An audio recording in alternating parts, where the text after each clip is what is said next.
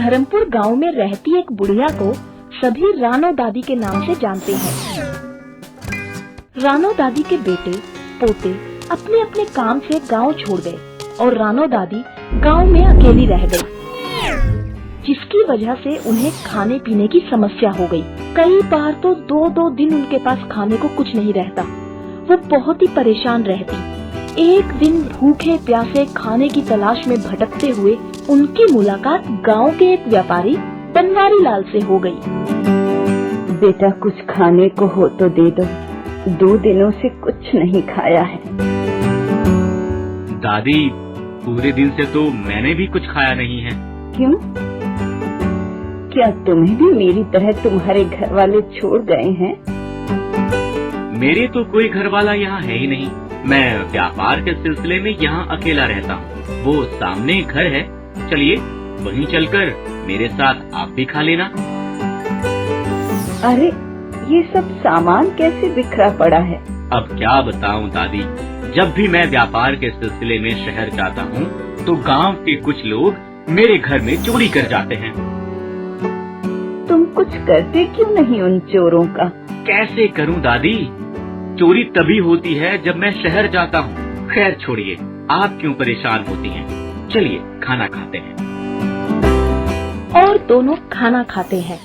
बुढ़िया को बहुत दिनों बाद इतना स्वादिष्ट खाना मिला था। खाकर वो संतुष्ट हो जाती है। खाने के बाद बनवारी लाल दादी से कहता है कि वो तो व्यापार के सिलसिले में शहर जा रहा है, आप आराम करो, रात का खाना खाकर निकल जाना।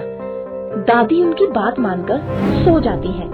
रात को जब व्यापारी शहर से वापस लौटता है तो देखता है उसके घर में आज सारा सामान सजा हुआ है, कुछ भी चोरी नहीं हुआ है। कमाल है, आज तो घर में कोई चोरी नहीं हुई। अगर ऐसे ही चोरी ना हो तो मैं तो बहुत जल्द अमीर बन सकता हूँ। पर आज चोरी हुई क्यों नहीं? ओह, आज घर में दादी थी, इसीलिए चोरों ने चोरी करने की हिम्मत नहीं की। अगर दादी हमेशा के लिए इस घर में रह जाएं, तो कभी चोरी नहीं होगी। पर क्या दादी रहेंगी? अरे, आ गए बेटा तुम? हाँ दादी। चलो हाथ पैर धो लो, खाना खा लो, फिर मुझे जाना भी है ना। दादी, वैसे भी आप गांव में अकेली ही रहती हैं, फिर अपने घर में रहें या यहाँ, क्या फर्क पड़ता है? मैं समझी नहीं बेटा। क्यों ना आप मेरे ही घर में रह जाएं? वैसे भी आप अकेली रहती हैं, खाने पीने की इतनी समस्या होती होगी, क्या करेंगी घर जाकर? यही रहिए मेरे घर में। यहाँ तुम्हें कोई तकलीफ तो नहीं होगी? अरे, इसमें तकलीफ कैसी? एक काम कीजिए, आज से आप मेरे ही घर पर रहिए। और उस दिन से दादी व्यापारी के घर में रहने लगती है। दादी के घर में रहने से दोनों की समस्या सुलझ जाती है। दादी को भरपेट खाना मिलने लगता है और व्यापारी के शहर जाने पर होती उसके घर की चोरी बंद हो जाती है। वो दिन दूनी रात चौगनी तरक्की करने लगता है। ये देख आस पड़ोस वालों की बातें सुनकर एक दिन बुढ़िया सोचती है, जरूर इस व्यापारी ने मुझे अपने स्वार्थ के लिए अपने घर पर रखा है। अगर ये अपना स्वार्थ सिद्ध कर सकता है तो मैं क्यों नहीं कर सकती? और दूसरे दिन व्यापारी के शहर जाते ही हमेशा की तरह 2 चोर चोरी करने के लिए घर की टो लेने आते हैं। दीवार पर चढ़कर अंदर झांकते हैं। अरे यार, आज फिर ये बुढ़िया घर पर ही मरी है। यार, ये कब जाएगी? 2 दिन से हम चोरी नहीं कर पाए हैं। चल वापस। अरे रुको तुम दोनों, चोरी करने आए थे ना? नहीं नहीं, हम तो बस ऐसे ही। इतने की चोरी करो कि व्यापारी को पता ना चले। क्या? हाँ, और उसमें से मेरा हिस्सा मुझे दे देना।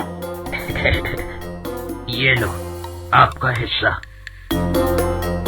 और चोर चोरी करके खुशी खुशी चले जाते हैं। दादी न सिर्फ चोरों को चोरी का मौका देती है, बल्कि व्यापारी की आर्टिफिशियल ज्वेलरी में से भी कुछ ज्वेलरी चुराकर आस पड़ोस वालों को सस्ते दाम में बेच देती है। ये लो 50 रुपए दे दो। अरे पर ये तो बनवारी भैया 200 रुपए में बेचते हैं। वो बेचते हैं ना, मैं तुम्हें सस्ते में दे रही हूँ, ले लो। और भी कुछ चाहिए तो कल बनवारी के जाने के बाद आ जाना। रात को जब व्यापारी बनवारी वापस आता है और तिजोरी में पैसे रखना चाहता है तो चौंक जाता है। अरे मुझे क्यों लगता है कि तिजोरी में से कुछ रुपए गायब हैं? अरे ये बॉक्स में से ज्वेलरी भी गायब है क्या? नहीं नहीं, लगता है इतने दिनों से चोरी चोरी देखी है तो अभी भी मुझे चोरी का शक हो रहा है। दादी के घर में रहते भला चोरी कैसे हो सकती है? दूसरे दिन व्यापारी के फिर शहर जाते ही दोनों चोर वहाँ आ जाते हैं। दादी, बनवारी सेठ को हमने जाते हुए देखा है। तो संभाल कर चोरी कर लो और दे दो मेरा हिस्सा। दादी, कमला बता रही थी कि कल आपने 200 रुपए वाली ज्वेलरी उसे 50 रुपए में दे दी, मुझे भी दे दो।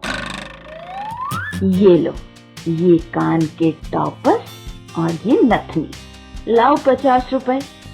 और भी कुछ चाहिए? 1-2 आइटम और भी ले सकती हो। इतने पैसे नहीं लाई मैं। तो कल लेकर आ जाना। और हमेशा की तरह रात को व्यापारी व्यापार से लौटता है और जैसे ही अपनी तिजोरी खोलता है उसे आज फिर शक होता है। ये क्या, आज फिर क्यों लगता है जैसे तिजोरी में से चोरी हुई है? हाँ, ज्वेलरी बॉक्स में से भी ज्वेलरी गायब हो रही है। तो क्या फिर से चोरी होने लगी? कहीं ऐसा तो नहीं कि बेचारी बुढ़िया दादी सो जाती होंगी और चोर हाथ साफ कर जाते होंगे? दादी से पूछता हूँ। ये क्या, ये दादी के चेहरे पर इतनी चमक कैसी? ऐसा लगता है जैसे इनकी कोई इच्छा पूरी हो रही हो। कहीं कुछ गड़बड़ लगती है, कल मुझे नजर रखनी पड़ेगी। और दूसरे दिन वो अपने समय से शहर जाने के बहाने घर से निकल जाता है और घूमकर आकर घर के आंगन के पेड़ पर छुपकर बैठ जाता है। कुछ ही देर में देखता है कि 2 चोर उसके घर में घुस रहे हैं। ये लो दादी, कल की ज्वेलरी बिक गई, आपका हिस्सा। अब जल्दी से तिजोरी से पैसे निकाल कर मुझे मेरा हिस्सा दो और चलते बनो। कल गांव की कमला की सहेली कम पैसे लाई थी, आज लेकर आएगी। उसे भी 2-4 ज्वेलरी चुपचाप बेच देनी है। ओह, तो मेरा शक सही था। ये लो दादी, आपका हिस्सा। दादी, मुझे भी 4 कंगन और 1 हार देना। अब तुम दोनों जा सकते हो। क्यों, आज इन दोनों को ज्वेलरी चुराने नहीं दोगी दादी? बनवारी बेटा, तुम? बेटा मत कहो दादी, मैंने आपको भूखी प्यासी भटकते देखकर अपने घर पर रख लिया कि आपकी भी जिंदगी सेट हो जाएगी और मेरी भी। पर मुझे पता नहीं था कि मैं एक बेईमान बुढ़िया को सहारा दे रहा था। आपको मेरी दया में सिर्फ मेरा स्वार्थ नजर आया था, है ना? तो जाइए, अब जैसे पहले भूखी प्यासी भटकती जी रही थी वैसे ही जी लीजिए। आज आपने मुझे एक सबक दे दिया है दादी कि बिना मांगे किसी पर एहसान करो तो उस एहसान की कोई कीमत नहीं होती। परेशान भूत। अनोखे गांव में सब कुछ ठीक ठाक चल रहा था। हर कोई वहाँ सुखी था। दिन हो या रात, सभी अपनी खुशी जिंदगी बिता रहे थे। एक रात अचानक वहाँ एक घटना हो गई। गांव का एक आदमी दीनू आधी रात को किसी काम से लौट रहा था। अभी वो गांव की बगिया में ही पहुंचा था कि अचानक उसके सामने उड़ता हुआ एक खतरनाक भूत हंसता हुआ आ जाता है। भूत भूत भूत। हाँ, आज से इस बगिया और इस गांव में मेरा राज है। मैं एक एक करके तुम सबको मारूंगा। नहीं नहीं, बचाओ बचाओ बचाओ बचाओ बचाओ बचाओ।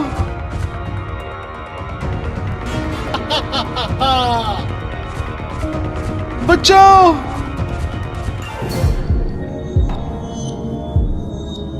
दूसरे दिन गांव के लोगों को दीनू गांव की चौपाल पर बेहोश मिलता है।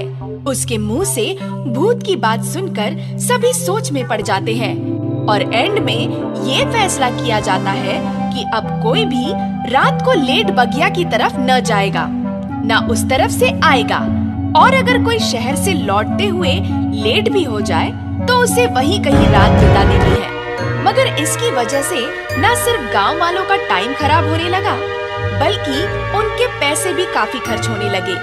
मगर बेचारे मजबूर गांव वाले क्या कर सकते थे। ऐसे में एक दिन शहर में रहता दीनू का 10-12 साल का भांजा वेकेशन पर गांव आता है। सब जानते हैं दीनू का भांजा बड़ा ही होशियार है।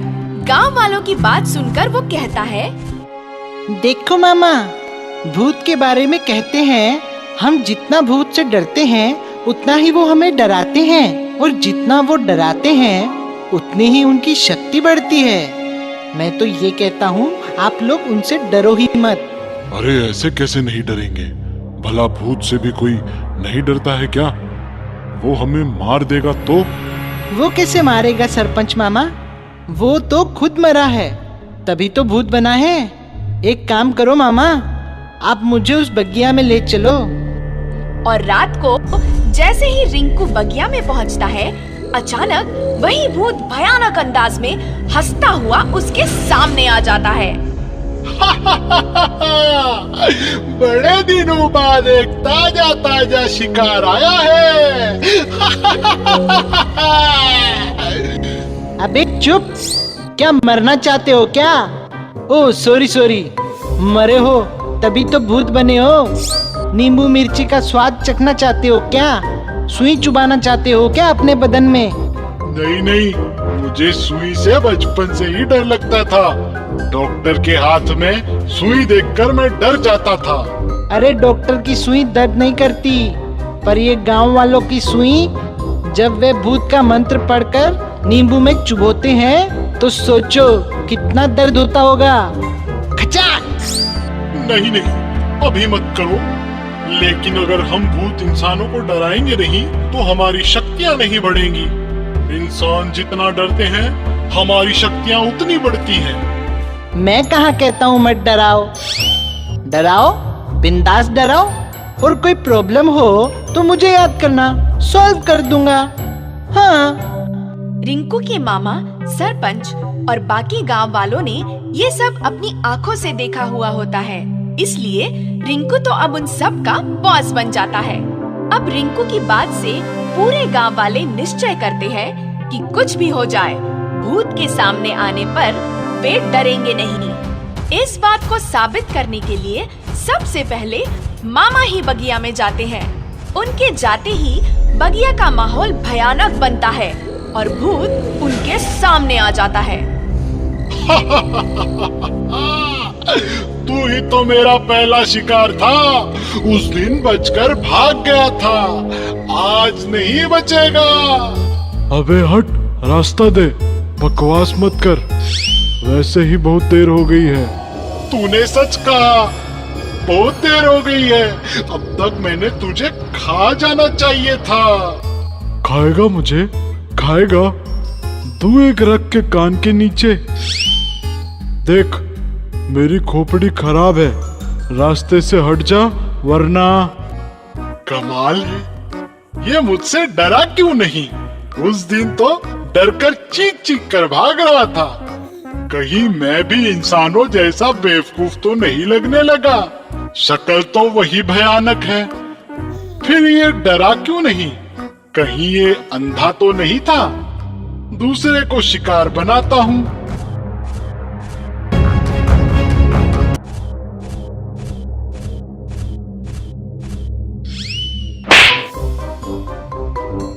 चुपचाप बैठने को नहीं होता, रात को भी डिस्टर्ब।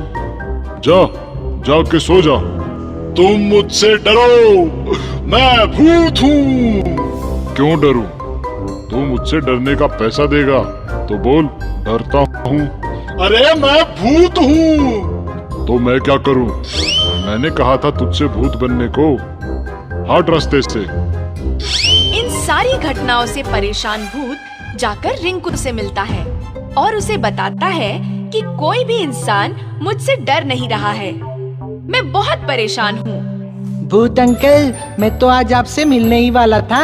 क्यों, डराने का कोई नया टोटका बताओगे? नहीं, मैंने सुना है गांव वाले प्लान कर रहे हैं आपको बोतल में बंद करके कुएं में फेंक देने का। क्या? नहीं नहीं, ऐसा मत कहो, मुझे बचा लो। वैसे भी किसी के ना डरने से मेरी शक्ति कम हो गई है। बचने का एक ही रास्ता है भूत अंकल, ये गांव छोड़कर कायरपुर गांव में चले जाओ। वहाँ सभी डरपोक लोग रहते हैं, सभी आपसे डरेंगे और आप शक्तिशाली हो जाओगे। कायरपुर गांव कहाँ है? पता नहीं, पर मैंने सुना है। कोई बात नहीं, मैं ढूंढ लूंगा आज ही, बल्कि अभी ही मैं ये गांव छोड़कर चला जाता हूँ। वाह वाह रिंकू बेटा, तुमने तो हमेशा के लिए भूत को भगा दिया। एक बात हमेशा याद रखना मामा, भूत हो या इंसान, उनसे हम जितना डरेंगे वो उतना ही हमें डराएंगे, और नहीं डरेंगे तो परेशान होकर वो खुद ही हमसे दूर हो जाएंगे।